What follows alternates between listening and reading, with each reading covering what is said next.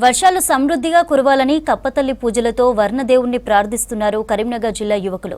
గ్రామాల్లో సాంప్రదాయమైన కప్పతల్లి ఆటలాడుతున్నారు. కరీంనగర్ జిల్లా వీణవంక మండల కేంద్రంలో యువకులు కప్పతల్లి ఆటలాడారు. కర్రలకు కప్పలను కట్టి గ్రామంలోని ఊరేగింపుగా ప్రతి ఇంటికి వెళ్లి ప్రత్యేక పూజలు నిర్వహించారు. విస్తారంగా వర్షాలు కురిసి పాడి పంటలతో సస్యశ్యామలంగా ఉండాలని వేడుకున్నారు గ్రామ యువకులు.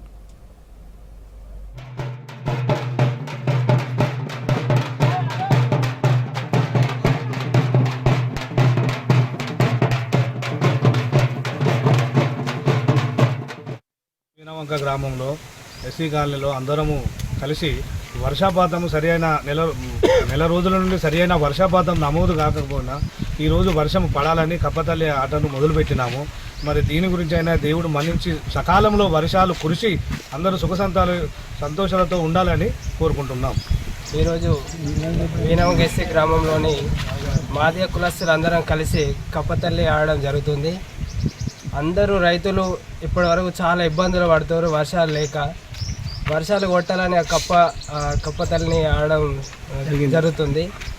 ఇక్కడ నుండి వీణవంక గ్రామం మొత్తం తిరిగి రైతుల